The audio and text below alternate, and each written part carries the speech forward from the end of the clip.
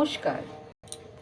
আমার নিজের কিছু ভাবনা, আবার আমার বাস্তবের কিছু চিন্তাধারা, আবার কখনো কখনো সমাজের কিছু পরিস্থিতি নিয়ে আমার বলা কিছু কথা।